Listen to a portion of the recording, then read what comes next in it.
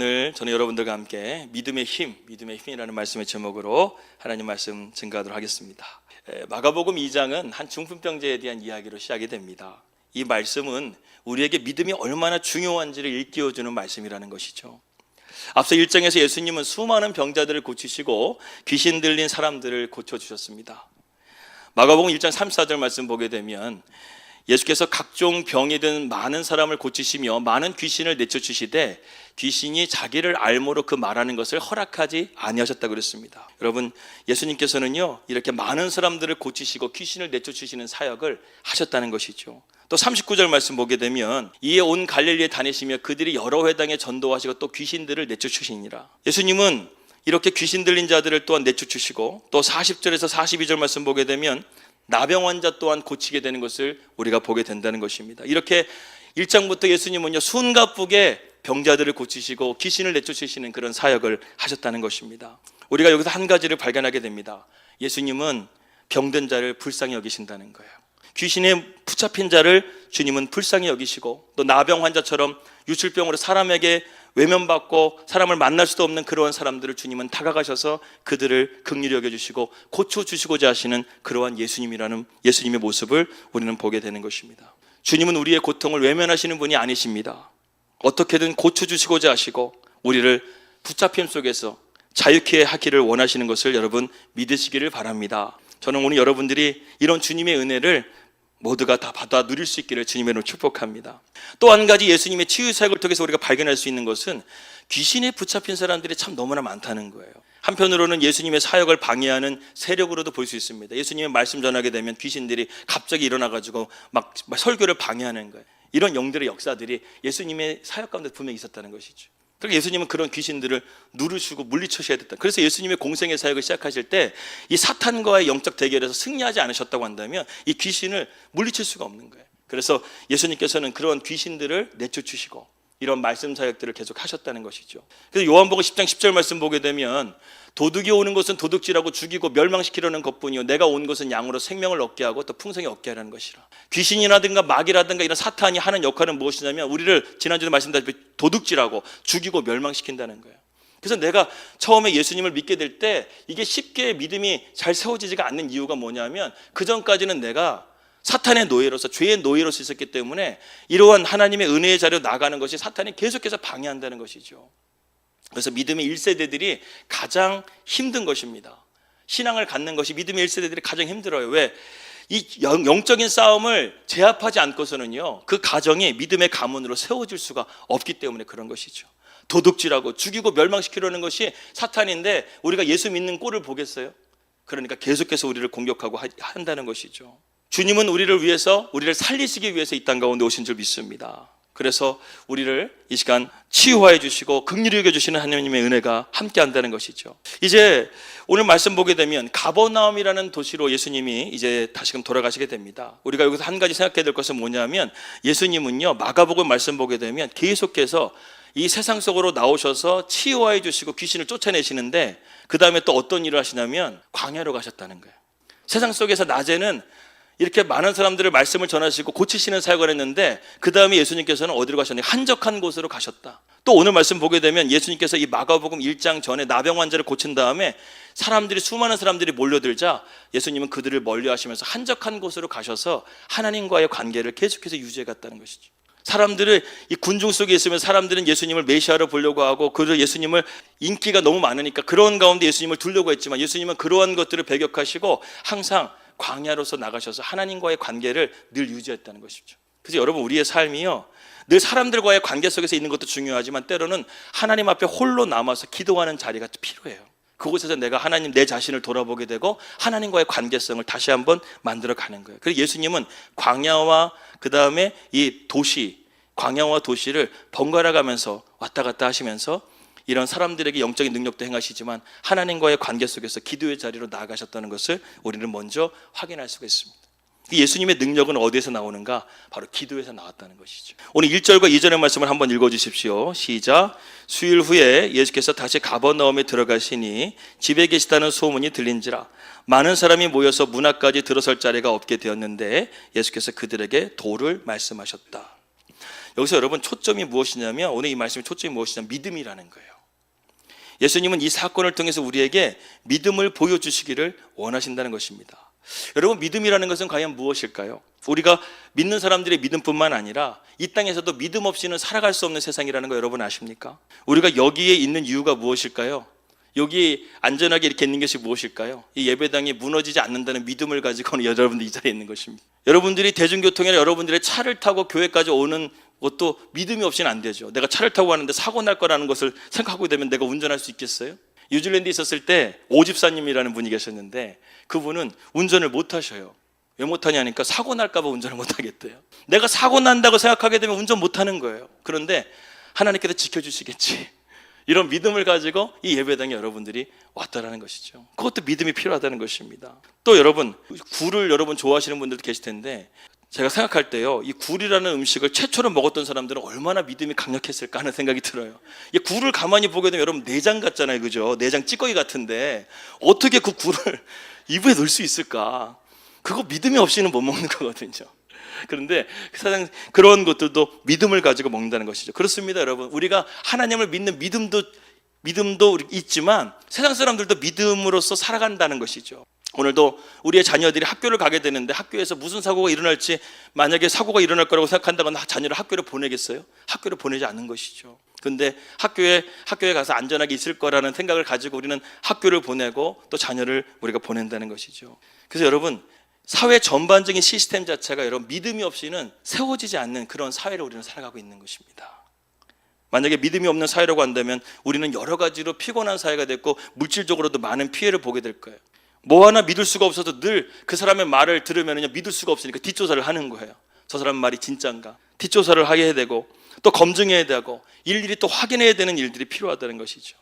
그래서 여러분, 불신사회라든가 독재국가, 북한 같은 경우에 보게 되면 우리에게는 없는 그런 부서들이 많이 있습니다. 그러니까 정찰국 같은 거, 예를 들어서 뭐 남한에 있는 그런 방송을 본다던가 아니면은 그런 자유주의에 대한 그런 메시지 같은 것들을 본다고 한다면 그것을 감시하고 고문하는 그런 정보원들이 북한에 있다는 것이죠. 그런 기관들이 돌아갈 수밖에 없다는 것이죠. 체제를 유지하기 위해서. 그러니까 사회가 이런 믿음이 없는 사회가 되게 되면 경직된 사회가 될 수밖에 없다는 것입니다. 교회도 마찬가지죠. 서로 믿음이 없다고 한다면, 믿지 못한다고 한다면 그 교회가 돌아갈 수 있겠습니까?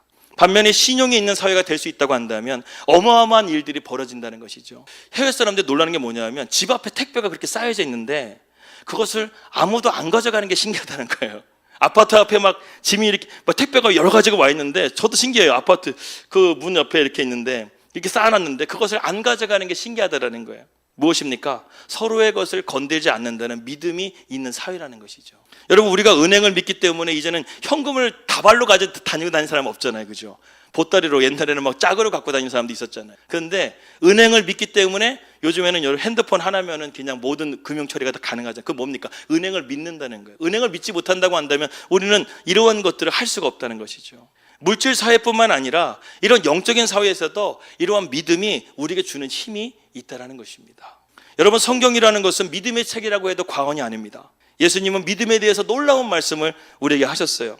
변화산에서 내려오신 다음에 귀신을 고치신 사건 속에서 주님은 이렇게 말씀하십니다. 마태복음 17장 20절 말씀 보니까 이르시되 너희 믿음이 작은 까닭이라 진실로 너희에게 이르노니 만일 너희에게 믿음이 겨자씨 하나일 만큼만 있어도 이 산을 명하여 여기서 저기로 옮겨지리라 하면 옮겨질 것이요 또 너희가 못할 것이 없느니라. 자그마한 겨자씨만한 믿음만 있다 할지라도 주님께서 그것을 산을 옮길 만한 믿음으로 바꾸어 주신다는 것입니다. 또 다른 버전으로 보게 되면 이 귀신 들린 아이를 고치는 과정 가운데 주님이 이 아버지가 주여 내가 믿음이 없음을 용서해 주시옵소서 말하면서 마가복음 9장 23절 말씀 보니까 다 같이 한번 읽어주십시오. 시작. 귀신 들린 아버지에게 주님이 하신 말씀, 예수께서 이르시되 할 수 있거든요. 무슨 말이냐? 믿는 자에게는 능히 하지 못할 일이 없느니라. 할렐루야. 믿는 자에게는 능히 하지 못할 일이 없더라는 것이죠. 주님이 말씀하신 이 믿음의 세계는 정말 엄청난 세계라는 것입니다. 제가 예를 들어서 3명의 믿음의 사람들을 한번 말씀드릴게요. 혈류병 걸린 여인, 12회 동안 혈류병 걸렸습니다. 여러분, 이 나병 환자도 유출병이기 때문에 사람들과 격리됐다고 한다면 이 혈류병 걸린 여인도 몸에서 피가 나오기 때문에 이 여인도 사람들을 상대할 수가 없고 만날 수가 없는 거예요. 12년이나 시간 동안에 재산을 다 탕진해버렸어요. 이 병을 고쳐보려고. 그런데 그 병을 고칠 수가 없는 거예요. 그래서 이제 마지막 예수님을 만나야지만 내 병이 고쳐지겠다 생각하고 다른 것들 다 내려놓고 예수님께만 집중했습니다. 그런 가운데서 지금 이 예수님을 만나기 위해서 어떻게 해야 되는가, 이 여인이 예수님의 옷자락만 잡으면 내가 병이 낫겠다. 예수님께 집중하고 있는 거예요. 다른 것은 보지 않아요. 예수님만 붙잡아야 되겠다. 이 단순한 믿음 때문에 이 혈리병 걸린 여인이 자기의 병을 고침을 받았다는 거예요. 여러분, 수로보니게 여인도 있죠. 그 여인은 이방 여인이었습니다. 더군다나 귀족 출신의 여인이었어요. 상류층의 여인이었습니다. 그런데 주님에게 모욕 아닌 모욕을 당합니다. 자녀에게 주는 것을 개에게 주는 것이 마땅하지 않다. 이렇게 말하면 수로보니게 여인을 주님께서 완전히 자존심을 뭉개버립니다.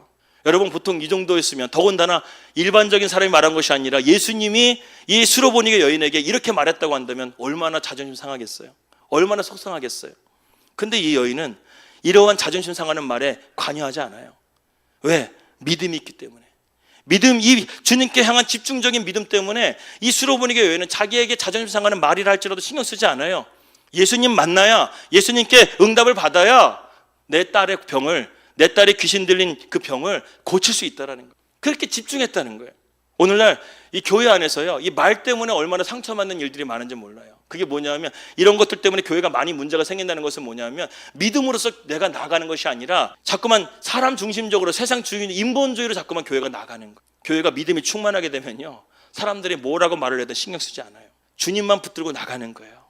그런 교회는 부흥하는 교회가 될 것이고, 그런 교회는 능력 있는 교회가 되는 줄 믿습니다. 그리고 마지막에 세 번째는 어떤 사람이 있는가? 백부장의 믿음이 있다는 것이죠. 백부장의 믿음은 어떤 믿음입니까? 자기의 자식도 아니고 자기의 종을 고치기 위해서 이 백부장이요, 어떻게 보게 되면 로마에서 백부장이면 자기의 부하가 100명이나 있는 거예요, 밑으로. 그렇다고 한다면 이 예수님께서 자기의 종을 고치기 위해서 부르러 갈 때 굳이 백부장이 가가지고 예수님 앞에 엎드려가지고 자기의 종을 고쳐달라고 얘기하지 않을 거예요. 이 백부장의 믿음은 이 믿음 앞에다 자기의 지위나 위치를 다 내려놓고 주님 앞에 엎드리는 믿음을 가졌다는 거예요. 더군다나 이 백부장의 믿음은 주님께 어떤 믿음이었는가? 주님을 놀라게 하는 믿음이었어요. 백부장이 이제 주님 앞에 내 종을 고쳐달라고 말하자 주님께서는 그래 가자, 같이 가자고 지금 주님께서 움직이려고 하는데, 주님 그러지 마십시오. 나는 주님이 내 집에 들어오는 것을 나는 감당하지 못하겠습니다. 다만 말씀만 하여 주옵소서. 그러면 내 하인이 낫겠습니다. 이렇게 말하고 있는 것이죠. 주님이 직접 가지 않으셔도 주님께서 말씀만 하시면 내 종이 나음을 입을 거라는 그런 믿음의 고백을 하니까요, 이 주님께서 백부장의 믿음을 보시고 어떻게 반응했는가? 그냥 놀란 것이 아니라 몹시 놀랐다라는 단어를 쓰고 있습니다. 저는요, 유튜브에서 오디션 프로그램을 참 재밌게 봅니다. 어떤 사람이 나왔는데 옷도 추리하고 말도 어눌하게 하는 그 사람이 나왔어요. 심사위원들도 보면서 그냥 첫 인상부터 실망합니다. 그냥 저 사람에게는 뭐 별거 나올 것이 없겠다, 이런 생각을 하고 기대하지 않았는데, 갑자기 음악이 딱 터지면서 노래 한 절 딱 부르는데 심사위원들이 눈이 갑자기 커지면서, 동공이 커지면서 딱 이렇게 보시는 거예요. 그러면서 놀라는 거예요. 그러면서 그 표정이 어떤 표정이냐면, 얘 도대체 뭐야, 이런 표정인 거 있죠. 얘 도대체 뭐야. 주님이 이런 느낌으로 백부장을 바라봤다는 거예요. 이 백부장의 믿음을 보면서 얘 도대체 뭐냐, 어떻게 이런 믿음을 가질 수가 있지, 그것도 이방인인데. 주님께서 이렇게 놀라셨다는 거예요. 주님에게 그만큼 충격을 준 믿음이었습니다. 그래서 아메리칸 갓 탤런트라는 보게 되면은 정말 잘하는 사람에게는요, 거기 앞에 심사위원이 골든벨을 눌러줘요. 그러면은 상을 받게 되는 것인데, 마치 예수님은 이 백부장이 골든벨을 눌러준 것처럼 그의 믿음을 칭찬하시고, 내가 이스라엘 중에 이만한 믿음을 본 사람이 없다라고 말하면서 주님이 칭찬하시는 것을 우리가 보게 된다는 것입니다. 여러분, 이 백부장의 고백이 무엇입니까? 주님, 저는 주님을 제 집에 오시게 할 만한 자격이 안 됩니다. 그저 나으라는 말씀만 한마디 해주십시오. 그러면 제 하인이 나을 것입니다. 주님, 저도 윗사람을 모시고 있고 제 아래에도 부하들이 있어서 제가 부하에게 가라 하면 가고 오라 하면 오는데, 주님께서 그렇게 말씀하시면 이 병도 그렇게 나을 것을 믿습니다. 여러분, 우리는 여기서 한 가지를 발견하게 됩니다. 믿음도요, 크기가 있다는 거예요. 믿음도 크기가 있어요. 처음 믿음과 지금 믿음이 분명히 여러분들 달라야 됩니다. 여러분들이 처음 믿었던 믿음과 지금 믿음이 똑같다고 한다면 여러분들 그것은 잘못된 거예요. 믿음은 자라납니다. 그래서 이 백부장의 믿음을 주님께서 칭찬하시고 그러한 믿음을 우리가 볼 수 있다는 것이죠. 여러분, 우리가 실제로 하나님 앞에 나가고 싶을 때 안 되는 이유가 무엇일까요? 내가 정말 주님 만나고 싶은데 안 되는 이유가 무엇일까요? 자꾸만 내가 불신하고 의심해가지고 우리 믿음의 힘이 자꾸만 분산되기 때문에 그렇습니다. 이 시간 기도하면서도 정말 내가 간절한 기도 제목을 가지고 가는데 될까 말까, 정말 되겠어? 이런 생각을 가지고 기도하면 응답이 안 된다는 거예요. 정말 겨자씨만한 믿음만 가지고 나가게 되면 그 믿음이 하나님 은혜 가운데서 응답될 줄을 믿습니다. 예전에 제가 어렸을 때 들었던 간증 중에 하나가 뭐냐면 고아원에 있는데 그 고아원에서 학교를 가기 위해서는 이 산을 하나 중간에 산이 있는데 그 산을 삥 둘러가게 되면 학교를 가는데 1시간이 걸리는 거예요. 근데 그 산만 없으면 20분이면 걸어갈 수 있는 학교인데 이 산 때문에 안 되는. 그래서 고아원에서 아이들이 이제 예배를 드리다가 목사님의 이 말씀을 듣고 겨자씨만한 믿음만 있으면 산을 옮긴다는 이 말씀을 듣고 어떤 이 조그만 아이가 순수한 마음을 가진 아이가 기도한 거예요. 하나님 저 산을 없애주세요. 그랬더니 얼마 안 가서 굴삭기로 개발한다고 그래가지고 산을 없애버렸다는 것입니다. 여러분, 겨자씨만한 믿음만 있어도, 아이의 그 순수한 믿음만 있어도 산을 옮기는 믿음이 실제적으로 이루어질 수 있다는 것입니다. 그렇기 때문에 여러분, 의심하지 말고 불신하지 말고 하나님 앞에 우리의 믿음으로써 오늘 이방 가운데 응답받을 수 있는 저 여러분들에게 축복합니다. 근데 오늘 말씀은요, 믿음의 또 다른 세계를 우리에게 보여주는 말씀이에요. 뭐냐면 지금까지 제가 말씀드린 혈류병 걸린 여인, 수르보니게 여인, 그리고 백부장의 이 믿음은요, 다 그의 믿음의 자신의 고백을 통해서 응답을 받은 사건인데, 오늘 이 본문 말씀은요, 다른 사람의 중보를 통해서 이 환자가 낫게 된 놀라운 또 다른 믿음의 세계를 우리가 보게 된다는 것이죠. 이 중풍병자는 예수님을 찾으려고 하지도 않았고 예수님을 믿으려고 하지도 않았어요. 그랬는데 무엇이 이 중풍병자를 살렸어요? 이 4명의 친구들. 이 4명의 친구들이 예수님께로 데려가기 위해서 어떻게 해요? 지붕 뚫고 하이킥이라는 제목이 갑자기 생각나요. 지붕을 뚫어버린 거예요. 그리고 예수님께 내려버렸다는 거예요. 이 친구들의 믿음을 통해서 오늘 이 예수님께서 이 중풍병자를 살리신 내용을 우리가 함께 살펴보려고 한다는 것입니다. 우리가 이 믿음의 힘이 어떻게 작용하는지 첫 번째로는요, 친구의 믿음이 중풍병자를 살렸다는 것입니다. 아주 중요한 원리입니다. 여러분, 오늘 중보기도의 원리를 배우세요. 여러분들이 지금 이 자리 가운데 기도하면 하나님께서 그 여러분의 전도 대상자, 여러분들이 기도하고 있는 그 기도 대상자가 정말 여러분들의 기도 가운데 변화되고 응답될 줄을 믿습니다. 3절과 5절 말씀을 한번 보겠습니다. 3절 말씀 다 같이 시작. 사람들이 한 중풍병자를 4사람에게 메워가지고 예수께로 올세. 5절 말씀 보겠습니다. 5절 그 앞부분만 보겠습니다. 시작. 예수께서 그들의 믿음을 보시고, 여기까지 보겠습니다. 많은 사람들 가운데서 한 중풍병자가 있었습니다. 이 사람은 혼자 걸을 수도 없고 말할 수도 없는 상황이었어요. 친구를 위해서 이 4명이 힘을 합쳐가지고 수많은 이 사람들이 있는 곳을 뚫고 지붕을 뚫고 믿음을 가지고 예수님께로 데려왔다는 거예요. 그들에게는 오직 유일한 길은 예수님께 데려가는 것밖에 없었다는 거예요. 다른 방법이 없는 거예요. 여러분, 요한복음 14장 6절 말씀과 같이 내가 곧 길이요 진리요 생명이라고 했습니다. 주님 밖에는 길이 없고 진리가 없고 생명이 없다라고 그들은 믿고 믿음으로 나아갔다는 것이죠. 친구들의 믿음이 이것입니다. 주님께 데려가면 반드시 고쳐주신다. 병을 낫는 길은 예수님을 찾는 것밖에 없다. 이런 단순한 믿음이라는 거예요. 저는 오늘 여러분들의 믿음이 복잡한 믿음이 되지 않길 바랍니다. 여러분들의 믿음이 단순하고 하나님 앞에 간절한 믿음이 되기를 주님의 이름으로 축복합니다. 여러분, 세상에서 힘든 게 뭘까요? 길을 찾는 거예요. 우리는 앞날을 알 수가 없어요. 여러 가지 길이 있고 참 그 길들 통해서 헷갈릴 때가 있습니다. 그런데 성경은 뭐라고 말합니까? 예수님이 길이라는 거예요. 그래서 이스라엘 백성들이 광야를 갔었을 때 길이 있었나요? 없었나요? 길이 없었어요. 근데 광야에 뭐가 있었어요? 하나님의 불기둥과 구름기둥이 있었어요. 그래서 구름기둥이 있을 때 구름기둥이 머물러 있게 되면 하나님께서 멈추라고 하는 것이고, 구름이 떠가지고 하나님께서 이동하시면 이스라엘 백성들이 움직였다는 거예요. 그들은 날마다 광야에서 길을 본 것이 아니라 하나님의 불기둥과 구름기둥을 봤는데, 이것이 신약에서 무엇을 의미하면 주님과 함께 동행하는 삶을 불기둥과 구름기둥의 삶이라고 함께 같은 것이라고 볼 수 있다는 것입니다. 주님이 나의 길이 되셔서 오늘도 내가 가야 될 길을 알지 못하지만 주님은 나의 인도자가 되셔서 여호와는 나의 목자시니 내게 부족함이 없으리로다. 그 나를 푸른 초장과 시원한 물가로 인도하시는도다. 이것이 하나님의 불기둥과 구름기둥을 믿고 우리가 믿음으로써 걸어가는 것입니다.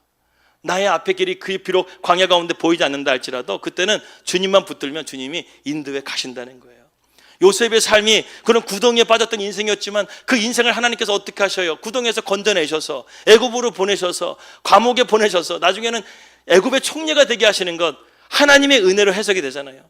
악을 선으로 바꾸신 하나님, 큰 구원을 이루시기 위해서 하나님께서 계획하셨다는 것을 요셉이 깨닫게 되잖아요. 오늘도 우리의 삶 가운데 길과 진리와 생명이 되신 주님이 저와 여러분들과 함께 하시기를 주님의 이름으로 축복합니다. 그래요, 이 중풍병자에게 축복은 무엇이었냐면 기도하는 친구들이 있었다는 거예요. 여러분 주변에 기도하는 중보자들이 많이 있기를 바랍니다. 그래서 여러분들을 위해서 기도해 주는 사람이 필요하고, 저도 요즘에 너무 감사한 게 뭐냐면 부목사 때는 누릴 수 없는 기쁨을 누려요. 뭐냐면 담임 목회자가 되니까 우리 성도님들이 기도를 받을 수 있으니까 너무 좋더라고요. 부목사 때는요, 성도들의 기도를 못 받아요. 왜? 부목사 때 강연중은 침례교회 성도들은 다 누구를 위해 기도해요? 담임 목사님을 위해서 기도한다는 거예요. 근데 제가 여기 오니까 우리 성도님들의 기도를 받으니까 얼마나 감사한지 몰라요. 매일같이 기도 제목 우리 밴드에 올라오는데 그 기도 보면 첫 번째 기도 제목이 담임 목사님 기도 첫 번째가 항상 있더라고요. 그게 얼마나 감사한지. 저도 여러분들을 기도해야 되겠다 생각해서 이번에 신방을 다면서 제가 기도 제목들을 계속 적고 있는데 그것을 잘 정리해가지고 이 강단에서 무릎 꿇고 하나님 앞에 매일같이 기도하려고 그래요. 그래서 여러분들을 위해서 기도하고, 저도 여러분들 저를 위해서 기도해주면 정말 하나님 은혜 가운데서 놀랍게 부흥의 역사가 일어나지 않겠습니까? 저는 그것을 믿습니다. 기도의 힘을 믿습니다. 저는요, 예전에 우상숭배를 많이 하는 그 친구가 있었어요. 그런데 그 친구가 예수님을 믿어가지고 있었는데 어느 날 그 친구가 저를 집으로 부르더라는 거예요. 그래서 가봤더니 그 집에 보니까 이 우상을 숭배 많이 하니까 집에 부적이라든가 이렇게 조그만 나무 목상 같은 거 있잖아요. 달마상 같은 거 이렇게 그런 것들 막 있는 거예요. 그래서 야, 내가 예수님 믿긴 하지만 내가 이것을 내 손으로는 이거 못 추겠다. 그 나보러 와서 치워달라는 거예요. 부적 같은 거를. 그래서 제가 가가지고 저는 뭐 전혀 상관이 없으니까 가서 아주 자연스럽게 부적을 띄워가지고 부적 띄워버리고 불상 같은 거 가져다가 쓰레기통에 넣어가지고 불질러가지고 태워버렸거든요. 아무 문제 없었어요. 살아가는데 아무 문제가 없었어요. 근데 그 친구는 우상숭배를 하고 이제 예수님 믿게 됐는데 그것을 되게 불안해하고 무서워했다는 것이죠. 여러분, 이렇게 우리의 믿음이 이웃에게 도움이 된다는 거예요. 복이 된다는 거예요. 그 친구가 믿음을 가졌지만 믿음이 연약하기 때문에 제 믿음을 가지고 그 집에 가서 부적도 띄워주고 그런 불상 같은 거 태워버리면 통해서 그 친구의 믿음이 더욱더 확고해지고 확실하게 나아갈 수가 있게 된다는 것입니다. 여러분들의 믿음을 쓰세요. 여러분들의 믿음을 쓰게 되면 그것이 고갈되는 것 같지 않니 하나님은 또 다른 믿음을 주세요. 그렇기 때문에 여러분들의 믿음을 쓸 수 있는 그런 여러분들이 되시기를 주님을 축복합니다. 두 번째로 믿음의 힘은 어떻게 작용하는가? 장애물을 뚫게 하는 힘이 있다는 것입니다. 여러분, 믿음은 불가능을 뚫고 절망도 헤쳐나가게 해주는 하나님께서 주시는 놀라운 능력입니다. 오늘 4절 말씀을 함께 보도록 하겠습니다. 4절 말씀 시작. 무리들 때문에 예수께 데려갈 수 없으므로 그 계신 곳에 지붕을 뜯어 구멍을 내고 중풍병자가 누운 상을 달아내리니. 갈라디아서 6장 9절 말씀을 한번 다 같이 한번 읽어주실까요? 갈라디아서 6장 9절 시작. 우리가 선을 행하되 낙심하지 말지니 포기하지 아니하면 때가 이름에 거두리라. 아멘. 저는 우리 양문 성도들이요, 이 말씀 붙들었으면 좋겠어요.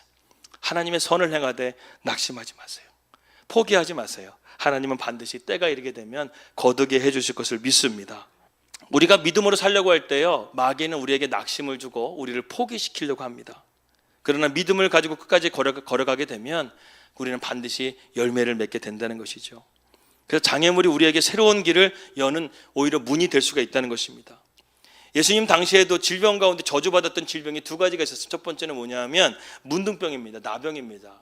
이것은 저주받은 병이라 사람들이 가까이 하지 않았어요. 그리고 두 번째로 중증 질병으로 취급했던 것이 뭐냐면 중풍병이었습니다. 몸이 마비되는 거죠. 그 성경을 보게 되면 가장 많이 나오는 예수님이 치유했던 사건 중에 이 안진뱅이 또한 중풍에 걸린 사람들에 대한 이야기와 나병 환자에 대한 이야기가 많이 등장하고 있습니다. 이 중풍병자도 몸을 제대로 쓸 수 없기 때문에 이것도 힘든 병이라는 것이죠. 도저히 해결할 수 없는 상황 가운데서 이 친구들이 뭐라고 말하냐면 예수님만이 답이다, 이렇게 생각하고 나아갔다는 것입니다. 그런데 이 예수님이 답이다 생각하고 믿음으로 나아가는데 이 친구들이요, 창의적인 생각을 하기 시작합니다. 지붕을 뚫자. 사람들이 앞을 가로막고 있으니까 포기할 것이 아니라 지붕을 뚫어버리자. 전승에 의하게 되면 이 가버나움에 예수님이 있었던 집은 베드로의 집이었다고 말을 합니다.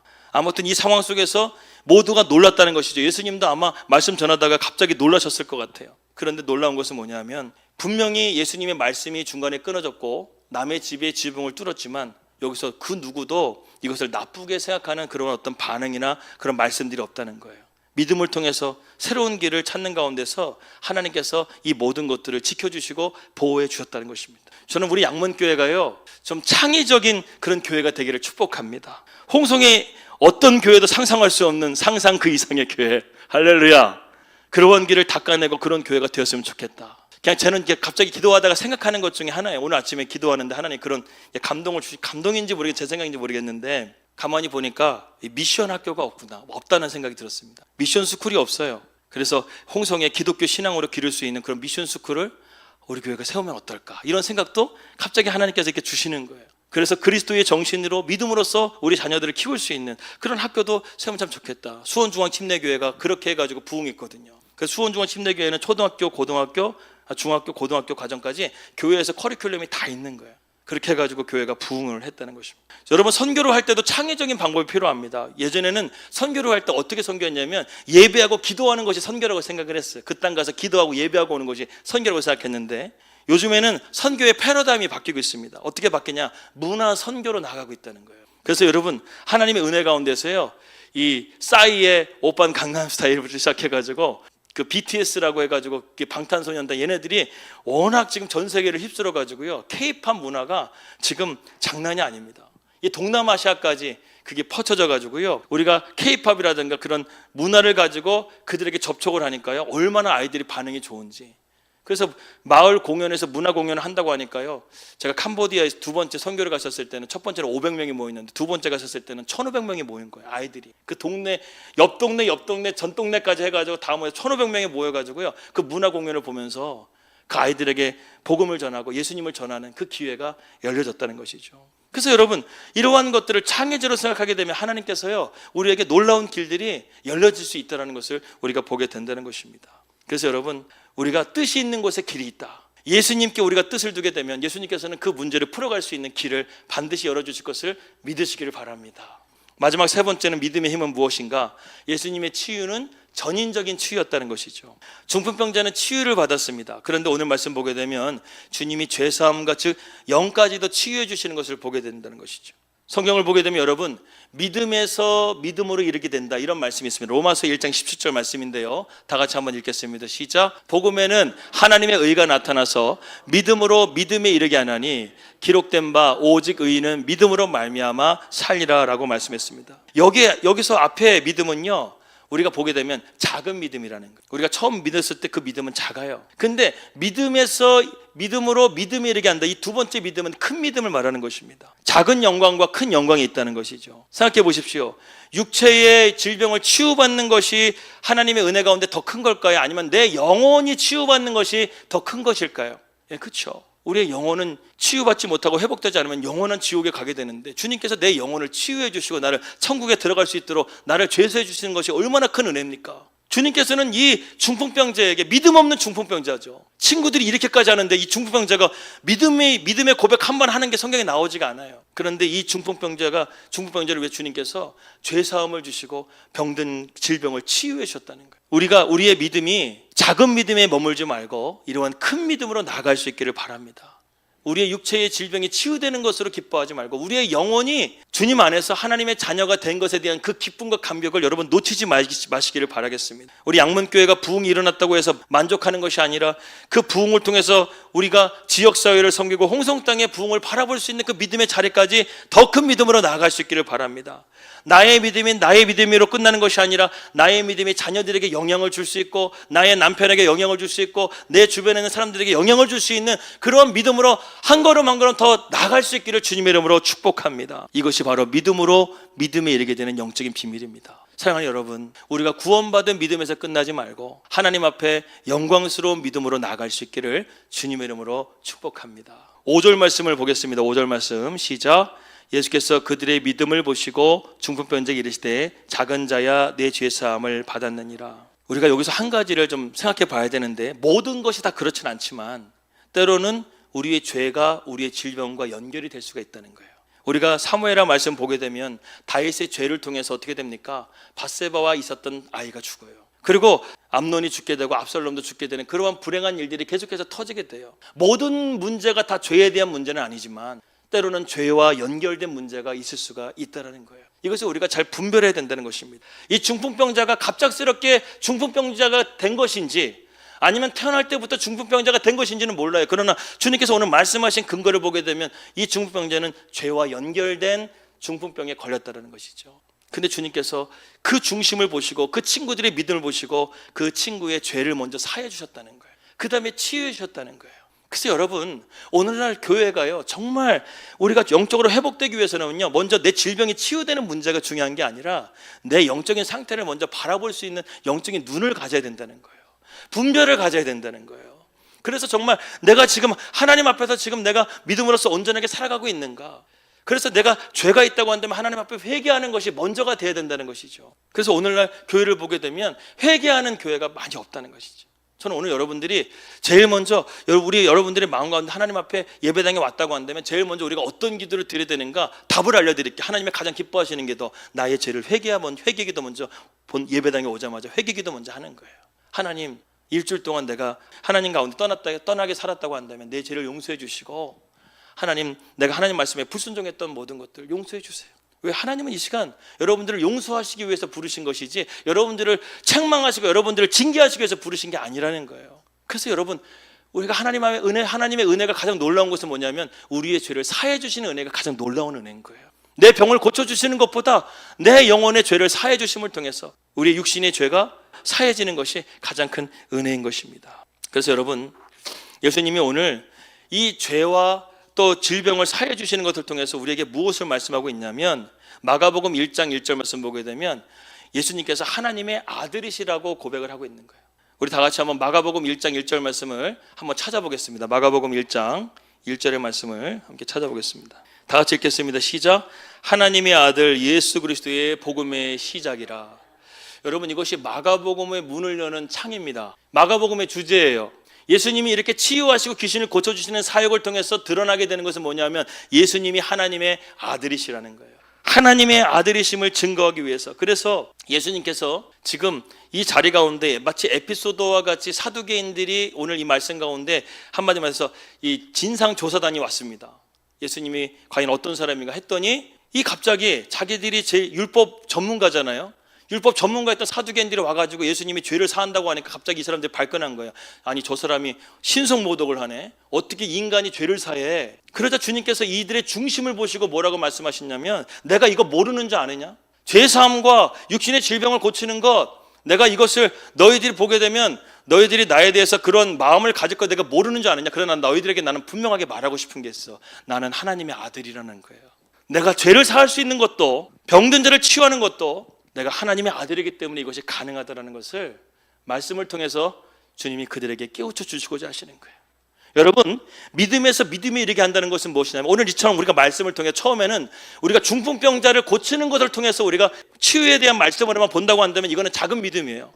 그러나 예수님께서 죄를 사해 주시고 우리를 치유해 주시는 이 말씀을 통해서 예수님은 하나님의 아들이시다, 예수님은 나의 그리스도요 나의 구원자시라는 것을 우리가 이 말씀을 통해서 본다고 한다면 100점 만점의 말씀을 보게 되는 것입니다. 그래요, 마가복음의 모든 관점은 예수님은 하나님의 아들이시라는 거예요. 그렇기 때문에 죄 사할 수가 있고 우리를 구원하실 수 있는 하나님의 아들, 그분이 바로 우리 주 예수 그리스도라는 것입니다.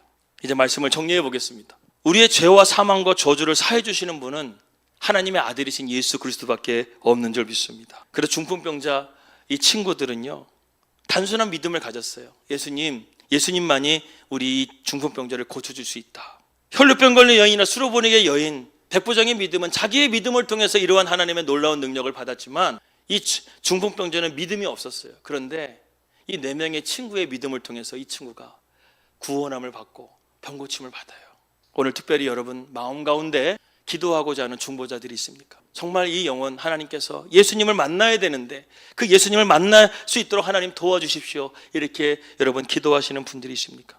이 시간 가운데 간절하게 그분을 위해서 기도한다고 한다면 하나님께서 오늘 만나 주실 것을 믿습니다. 하나님, 내가 지붕을 뚫으라고 한다면 내가 지붕 뚫겠습니다.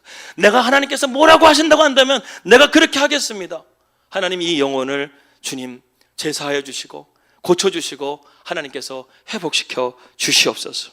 이렇게 믿음으로 기도할 수 있다고 한다면 하나님께서는 오늘 여러분들의 심령 가운데 확신을 주시고 믿음을 주시고 은혜를 베풀어 주실 것을 믿습니다.